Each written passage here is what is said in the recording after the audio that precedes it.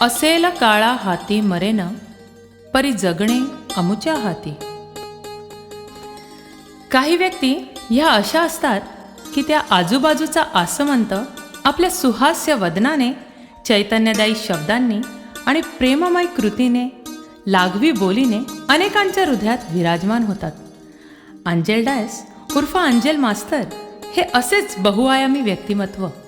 चैतन्यदायी बहरलेली बाग, उत्साहाचा उत्स्फूर्त धबधबा, अखंडित खळखळणारा ऊर्जेचा झरा, शब्दांचा फुलोरा बरसणारा एक उत्तम वक्ता. त्यांचे जीवन हाच एक उत्तम आदर्शाचा परिपाठ होता. एक सेवाभावी, सहकारशील मनोवृत्तीचे जणू प्रतिबिंबच.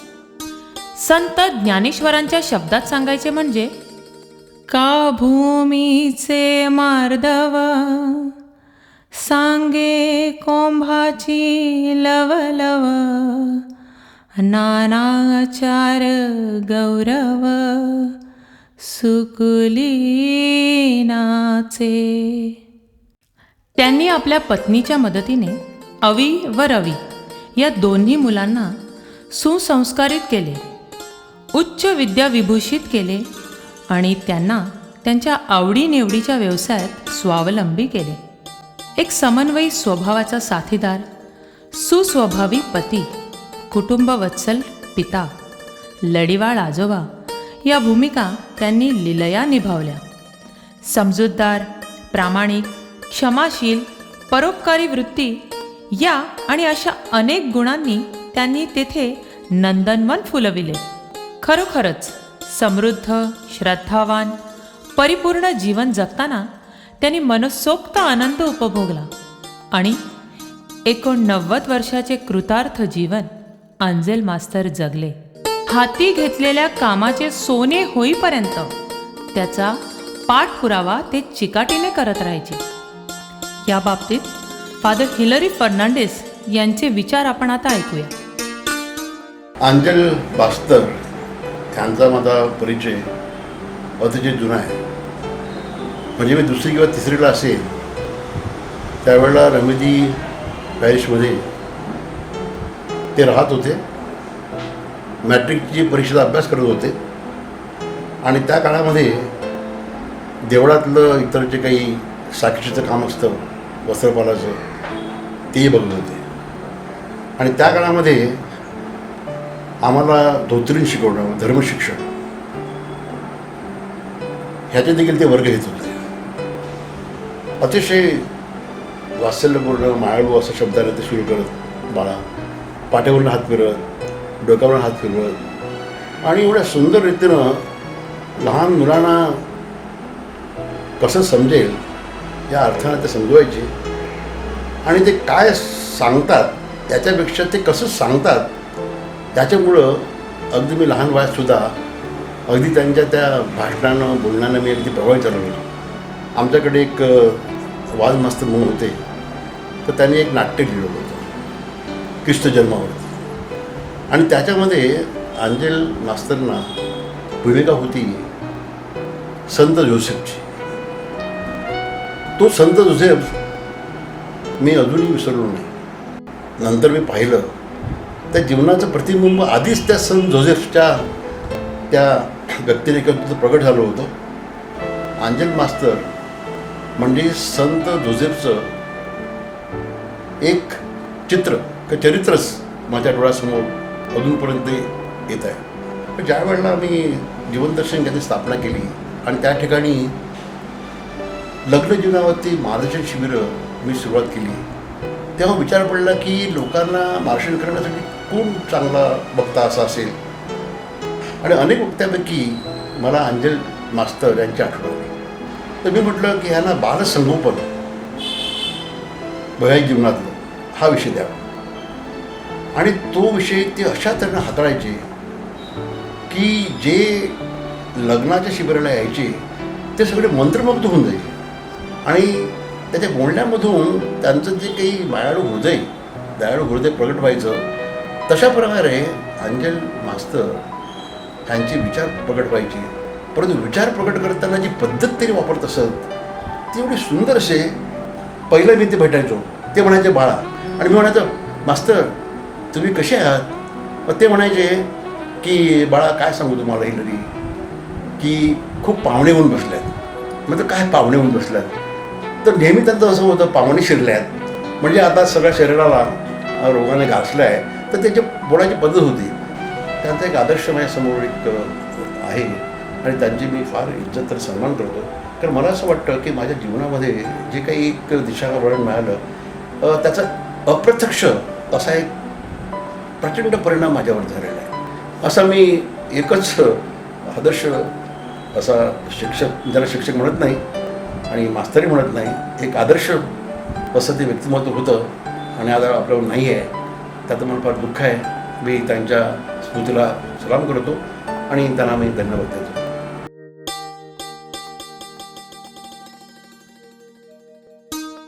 विनोबा भावे म्हणतात, शिक्षक विद्यार्थी परायण असावेत, विद्यार्थी ज्ञानपरायण असावेत आणि ज्ञान सेवापरायण असावे.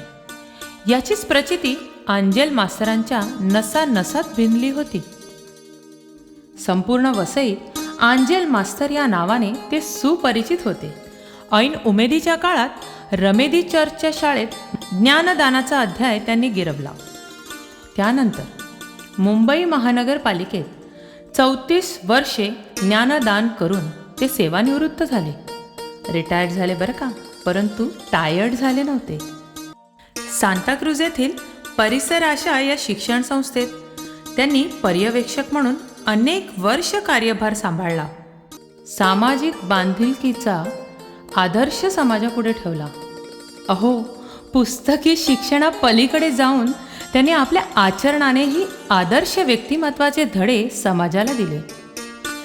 काही शिक्षक हे केवळ आपली शाळा, विद्यार्थी संख्या या परिघातच विहार करतात. आंजेल मास्तरांसाठी आकांक्षा पुढती गगन ठेंगणे ही मनोधारणा होती. आंजेल मास्तर हे खऱ्या अर्थाने समाज शिक्षक होते. आपणासी जे ठावे ते इतरांसी सांगावे, शहाणे करून सोडावे सकल जना, ही रामदास स्वामींनी वर्णिलेली मनोवृत्ती मास्तरांचीच होती. त्यातून त्यांनी निरपेक्षपणे संपूर्ण समाजाची जडणघडण केली. त्यांच्या प्रेरणा व प्रोत्साहनामुळे अनेक धर्मगुरू आज प्रभूच्या मळ्यात सेवा कार्य करीत आहेत. अहो, हीच त्यांच्या कार्याची पोचपावती नव्हे का? खऱ्या अर्थाने मास्तरांनी शिक्षकी पेशेला न्याय दिला. याचीच प्रचिती आपल्याला देतील फादर कॅजेटन रॉड्रिक्स.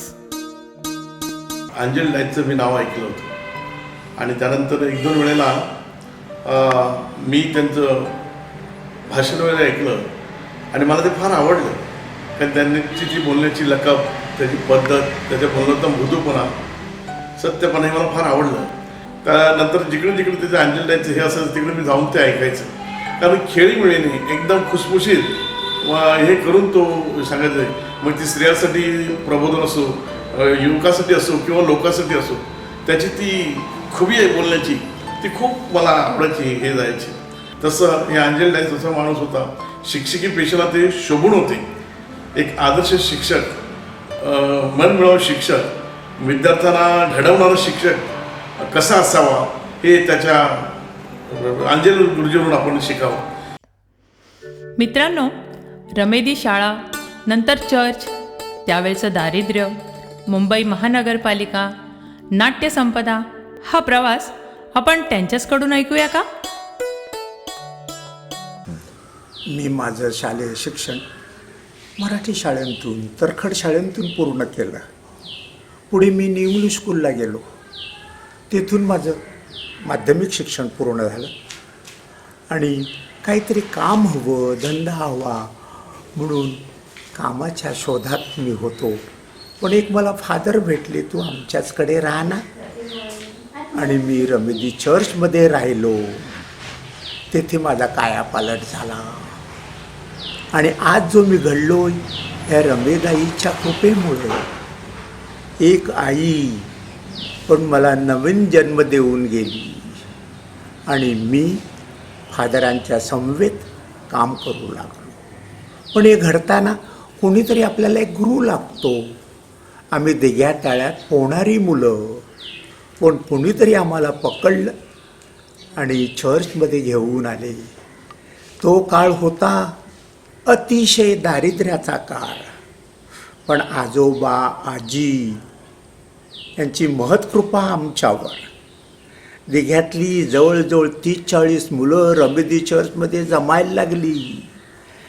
आणि त्या काळी चर्चमध्ये संडे स्कूल नव्हतं, पण शनिवार रविवार प्रार्थनेचे, डॉक्ट्रिनचे, ज्याला आपण धोत्रीन म्हणतो, त्याचे क्लास चालत. आणि मी त्या क्लासमध्ये प्रवीण ठरलो. तेथे आमची निवड झाली की हा मिस्सा सेवा करण्यासाठी चांगला पोरगा आहे. आमच्यात काहींची निवड झाली हा संगीताकरता चांगला आहे. आणि पुढे पाठांतरामध्ये आमचा नंबर 1 लागला. त्यामुळे नवीन नवीन प्रार्थना मला येऊ लागल्या. त्यावेळी लॅटिनचं महत्त्व होतं आणि सर्व प्रार्थना लॅटिनमध्ये होत्या, प्रश्नोत्तरं लॅटिनमध्ये होती. आणि त्यामध्ये आम्ही अग्रेसर ठरलो.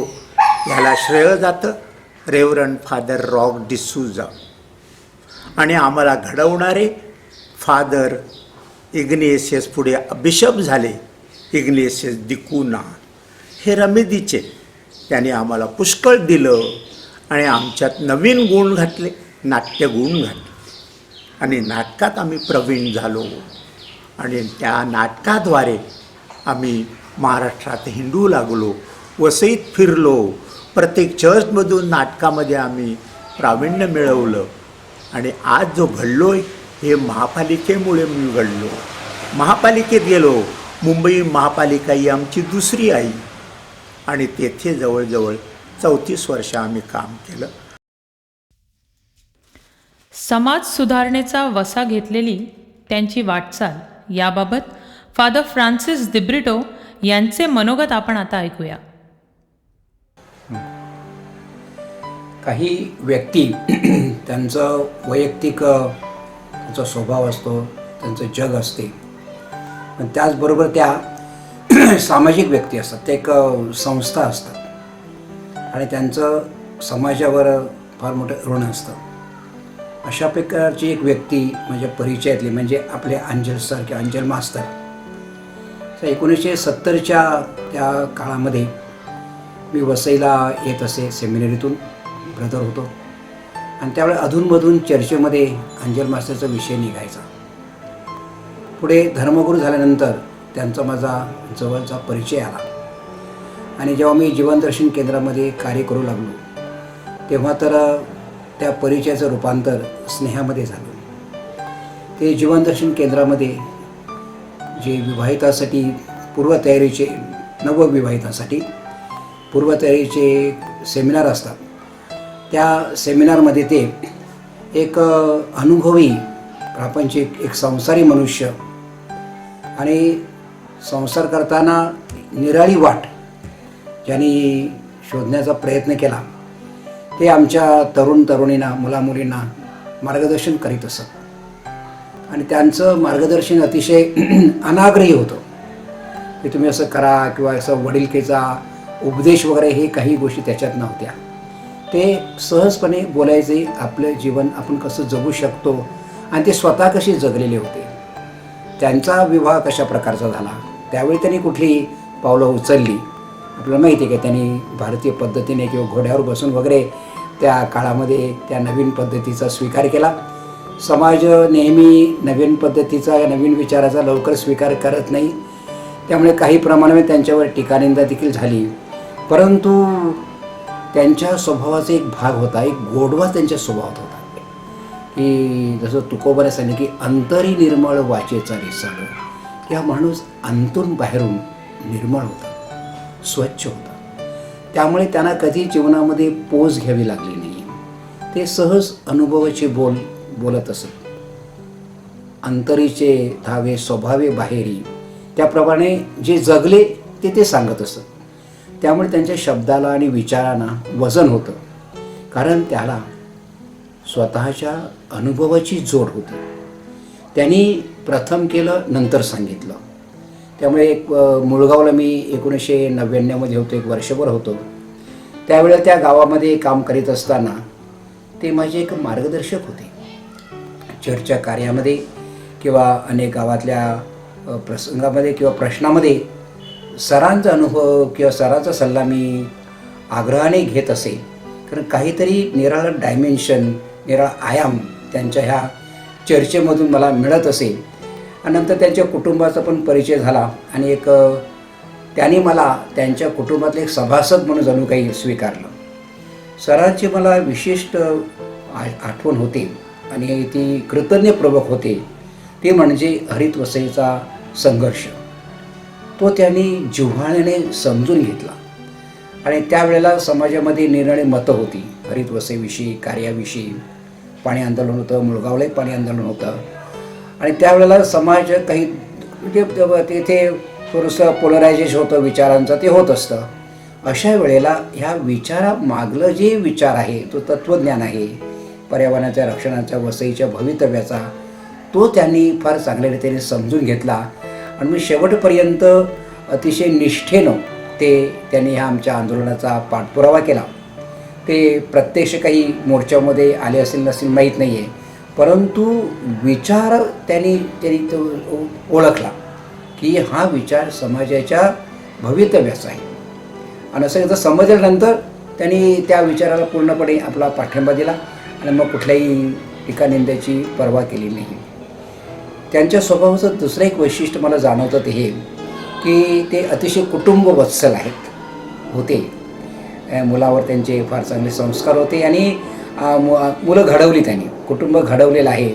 आणि त्याबाबत त्यांच्या सौभाग्यवतेची त्यांना खूप चांगली अशी त्यांना चांगलं सहकार्य होतं. त्यांना एकमेकांनी एक दुजे केली आहे असा तो जोडा होता जणू काही. आणि त्यामुळे शेवटपर्यंत त्यांनी कुटुंबाने त्यांची सेवा केली आणि त्या दोघांचे जे स्नेहसंबंध होते पती पत्नी म्हणून ते मला पाहायला मिळाले आणि वडील म्हणून, पालक म्हणून. तर एक अतिशय कुटुंबवत्सल व्यक्ती. कारण सामाजिक कार्य करणाऱ्या व्यक्तीला कधीकधी आपल्या कुटुंबाचा विसर पडतो किंवा पुरेसा वेळ मिळत नाही आणि त्यामुळे कधीचे कुटुंब दुर्लक्ष होते आणि ती पोकळी त्या कुटुंबात जाणवत असते. ते असं त्यांच्या कुटुंबात मला काही जाणवलं नाही आहे. उलट ते मुलं नेहमीच वडिलांची आठवण कृतज्ञपणे करत असतात की त्यांना घडवलं. आणि घडवलं म्हणजे ठरवून घडवलं नाही, ते जगले.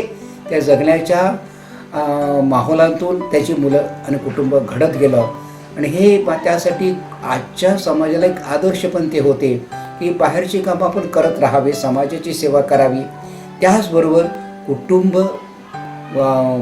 कुटुंबाकडे दुर्लक्ष होता कामा नये. कुटुंब आपली पहिलं कार्यक्षेत्र आहे ते त्यांनी जाणवलं होतं, त्याला समजलेलं होतं. दुसरं एक त्यांचं वैशिष्ट्य की ते अतिशय धार्मिक स्वभावाचे होते. ते चांगले वाचक होते, विचारवंत होते.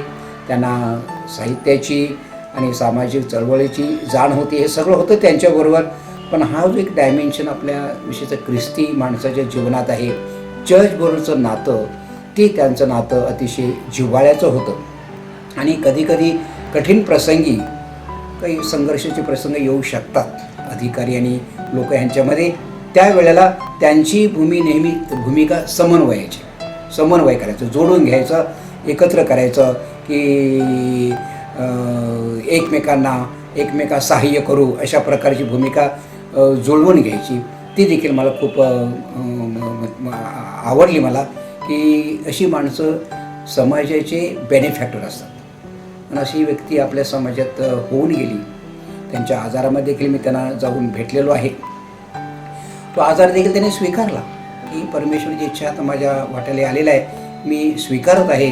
कुठल्या आयुष्यभर कधी कोणाची तक्रार केली नाही, आजाराविषयी तक्रार केली नाही. आणि जे आलं ते स्वीकारलं आणि आपल्या जीवनाचं सोनं केलं. आणि खरोखर एक समाजाचं एक अतिशय समाजाला ज्यांचा अभिमान वाटावा असं व्यक्तिमत्व अंजल सरांचं होतं. वसई घडविण्यात चर्चचा सहभाग, वसईच्या ख्रिस्ती समाजाची खऱ्या अर्थाने घडणारी पहिली पिढी. ऐकूया प्रत्यक्ष अंजल गुरुजींच्या मुखातून. पण या महानगरपालिकेत पोचायला चर्च कारणीभूत आहे. रमती चर्चमध्ये एक फादर येत आहेत मला म्हणताय डायस सर तुम्ही काय करतायत? मी येते शिक्षक आणि चर्चला गुरव, ज्याला आपण मेरणी म्हणतो. मी चर्चमधला गुरव, सॅक्रिस्टियन म्हणतात इंग्लिशमध्ये. पण मी एक चांगला माणूस नव्हतो. पण एक फादर येऊन म्हणतात तू आमच्या कॉलेजमध्ये ये ना. तर मी काही कॉलेजमध्ये येणार नाही, पण ये, एका वर्षात तुझं होईल. आणि मी तिथे पोचलो. त्यांच्या मेहनतीवर मी PTC झालो, म्हणजे प्राथमिक शिक्षक झालो ना. त्यांचेच उपकार. पण या चर्चचे उपकार माझ्यावरच नव्हे, आपल्या साऱ्या वसईवर आहेत. आज जर एवढा समाज शिकलेला दिसतोय तो कोणामुळे? ह्या चर्चमधल्या शाळामुळे. चर्चमधले जे फादर होते हे भिक्षा मागून आणत पैसे, शिक्षकांचा पगार देत. आपल्या प्रत्येक शाळा, मुंबईतल्या प्रत्येक चर्चनं दत्तक घेतलेली ही मोठी देणगी. मी उमरखाडीहून पगार आणलाय, रमेदी शाळेचा पगार. उमरखाडी पहा, सॅडन्स रोडजवळ उमरखाडी, तेथून पगार आणलेला आहे. म्हणजे त्यांचे आभार मानायला हवेत, बिशपचे आभार मानायला हवेत की त्यानं एक एक चर्च प्रत्येकाला बांधून दिलं. म्हणजे चर्च दिलं म्हणजे शाळा दिली. त्या शाळेतल्या शिक्षकाचा पगार त्या काळी 500 रुपये आणायचा. म्हणजे आज किती झाला त्याचा तुम्ही हिशेब करा, 10,000 झाले. कारण शिक्षकांचा पगार थोडा होता, तरी पण त्या आजच्या मानात ते 10,000 झाले.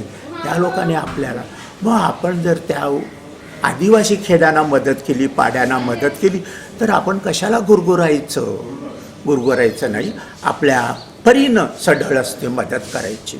आम्हाला कोणीतरी हात दिलाय, आपण दुसऱ्यांना हात देऊया आणि त्यांनाही उंचावूया. एकमेकाच्या मेहनतीतून, सानिध्यांतून, मदतींतून हा समाज उभा राहतो. एक समाज एकटा नाही. समाज कुठचाही आदिवासी नसतो, कोणताही समाज पुढारलेला नसतो. जो शिकला, चांगला पोशाख घातला, हा पुढारला. त्याच्या अंगालाच काही मिळत नाही, हा मागासलेला. दोनच समाज घटक, एक पुढारलेला, एक मागासलेला. आपण पुढारले दुसऱ्यांच्या साह्यानं, आपण दुसऱ्याला मदत करूया आणि त्यांनाही पुढे आणूया, आपल्या लेवलचं बनवूया आणि हा समाज पुढे पुढे नेऊया. पण त्याचबरोबर आपल्या महिला वर्गाकडे सुद्धा या फादर लोकांनी फार लक्ष दिलं. ह्या सिस्टर घरोघर फिरल्या आणि आपल्या मुलींना सांगितलं आम्ही कॉन्व्हेंट बांधलेले, कॉलेजेस काढलेले, त्यामध्ये तुम्ही या. आधी लोक नाकारायचे. पण होळी बाजारात त्यावेळेला पानाला जोर. ही विड्याची पानं पाकिस्तानात जायची, रोज पगार व्हायचा. ते महिन्याला कोण पगार घेईल? 100 रुपये. त्यामुळे लोक गेले नाहीत, पण फस्तावले काही. पण जे गेले ते जिंकले आणि वसईचे मालक झाले. बंधू भगिनीनो, भिवून जाऊ नका. रोज नवीन विचार येतोय, नवीन विचार, आणि चर्च आपल्याला आपल्यामध्ये भरवतोय नवीन विचार. हा प्रत्येकाने स्वीकारायचा आहे आणि आपला विकास साधायचा आहे. माझा एकट्याचा नव्हे, माझ्या बाजूला राहणाऱ्या माझ्या शेजाऱ्याचा विकास तो माझा विकास, माझ्या मुलीचा विकास तो माझा विकास, माझ्या मुलाचा विकास तो माझा विकास, माझ्या नातवांचा विकास तो त्याहून मोठा विकास. म्हणून सर्वांनी प्रयत्न करायचा आहे आणि चर्चबरोबर राहून आपला विकास साधायचा आहे. माझी तुम्हाला कळकळीची विनंती आहे की आपण चर्चला मदत करायला हवी. चर्चचे फादर, सिस्टर एवढ्या कॉन्व्हेंट आहेत, ही सर्व आपल्यावर अवलंबून आहेत आणि मी त्यांच्यावर अवलंबून आहे. म्हणजे समाज त्यांचा आहे. समाजात जातीभेद नाही, ऊचनीचपणा नाही, कोण गोरगरीब नाही, काळा गोरा हा भेद नाही. आपण सर्व एक राहायचं आहे आणि चर्चच्या माध्यमातून आपल्याला पुढं जायचं आहे. मुंबईकरांना विसरायचं नाही आणि आदिवासी पाड्यांना विसरून चालणार. ज्याने मदत दिली आहे त्यांचे आभार मानायचे आणि त्यांच्यातून प्रेरणा घेऊन ज्यांच्याकडे काही नाही त्यांना आपण द्यायचं आहे. एवढी माझी तुम्हाला कळकळीची विनंती आहे. तुम्ही ती स्वीकारा, अगर स्वीकारू नका. पण एक शांतीदूत वाहून आणणारा आठवड्याला असा एक अंजल मास्टर तुमच्याशी बोलतोय. पण कृपया एका गोष्टीकडे आपलं लक्ष वेधू इच्छितो. आपली प्रगती खूप झाली आहे, पण त्याला कुठेतरी खंड पडू नये म्हणून तुम्हाला जरा मी दुसरीकडे घेऊन जातोय. माझ्यावर राग धरू नका, मी तुमचं उणं काढतोय हे समजू नका. पण आपला एक दोष आपणच कबूल करायला हवा. हा दोष घालवायचा असेल तर तुम्ही आणि मी म्हणजे आपला समाज जागृत राहायलाच हवा. आपली मुलं, आपले पूर्वज याच्यात जास्त फरक नाही. पूर्वज जुना काळ, आजची मुलं नवा काळ, असं जुनं नवं करू नका. जुन्यांचं चुकलं असेल ते नव्यानं दुरुस्त करायचं, नव्याचं चुकत असेल तर जुन्यांचं मार्गदर्शन घ्यायचं आणि पुढची वाटचाल करायची. पुढची वाटचाल करताना कृपया मला दोषी धरू नका. आपल्यात थोडंसं व्यसन वाटतंय, या व्यसनापासून आपणच मुक्त व्हायला हवं. दुसरं येऊन सांगायला नको. आपलं मूल जर वाया गेलं, आजीची झोप लागेल का, आजोबाची झोप लागेल का? कारण आजी आजोबानंही बी जोपासलं आणि पाऊस पडताच पेरलं, उगवलं आणि लाखोपटीचं झालं. तसं लहान मूल हे चांगलं उत्तम बीज या चर्चनं सांभाळलं. हे बीज कोणी फुकट घालवेल का? यासाठी तर सर्व चर्च शाळा, सर्व लोक, परिसर, समाज या बियाण्यासाठी जपतंय. मग तुम्ही आम्ही झोपून कसं चालेल? म्हणून आपण सावध राहिलं पाहिजे. अलीकडे आपल्या समाजामध्ये काही व्यसनं वाढू लागली आहेत. या व्यसनं विरोधी नाही मी. व्यसन कुठचंही असेल, तंबाखूचं असेल, मद्यपानाचं असेल, असं व्यसन वाढू द्यायचं नाही. त्याला मर्यादा घालणं, त्याला बंधन घालणं हे तुमचं आमचं काम आहे. आपण वेळीच सावध झालं पाहिजे. माझं मूल तर वाया जाणार नाही ना. माझा नातू वाया गेला तर माझं किंमत शून्य.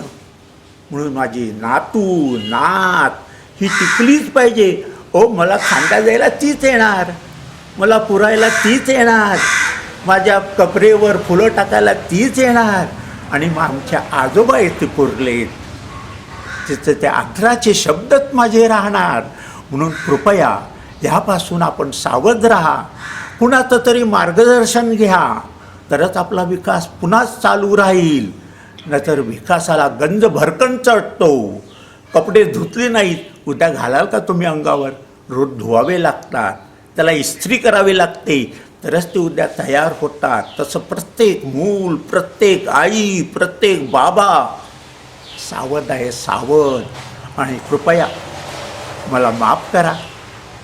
प्रत्येक मूल जे म्हणतात ना देवाची देणगी, हे सत्य आहे. प्रत्येक माणूस, पुरुष, आई, बाई, घरातली बाई ही आपली देणगी आहे. मी असं म्हणून चालेल का माझी बायको वाईट आहे? मी शून्य. तिला असं म्हणून चालेल का माझा नवरा वाईट आहे? ती शून्य. कोणताही नवरा वाईट नाही, कोणतीही बाई वाईट नाही, कोणतीही बायको वाईट नाही. आपणच त्यांना आपलं करायचं आहे, आपल्याबरोबर त्यांना राहायचं आहे आणि समाज टिकवायचा आहे. समाज म्हणजे तुम्ही आणि मी, आपण दोघेजण. म्हणून टिकूया आणि ख्रिस्ताचे आभार मानूया, विशेष त्याच्या आईचे. तिने कुटुंब सांभाळलं, आपल्या आजीनं आपलं कुटुंब सांभाळलं, आजोबांनी सांभाळलं, बाबा, आई, वडील दोन्ही खपतायत आणि आपल्याला सांभाळत आहेत. मग आपण त्यांचं जरा ऐकूया आणि आपला विकास साधूया. With the church, with the church, with the church. तुम्हाला यश लाभो. तास्तू. गेलात तुम्ही न सांगता, हरवून रंग मैफिलीचा. गेलात तुम्ही न सांगता, हरवून रंग मैफिलीचा.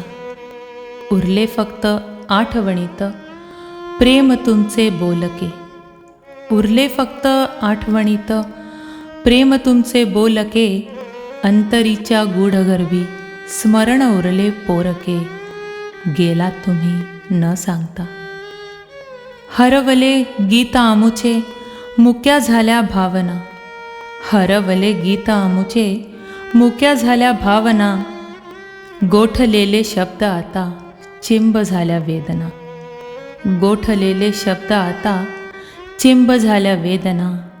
गेलात तुम्ही न सांगता. गेलात तुम्ही न सांगता. अहो मित्रांनो, आयुष्य खूप कमी आहे. ते आनंदाने जगा, त्याची चव चाखा. आठवणी चिरंतर आहेत, त्या फक्त हृदयात साठवून ठेवू नका. त्या आठवणींचा खजिना पुढच्या पिढीकडे पोहोचवा, जसे अंजल मास्तरांनी केले. हो, अगदी तसेच.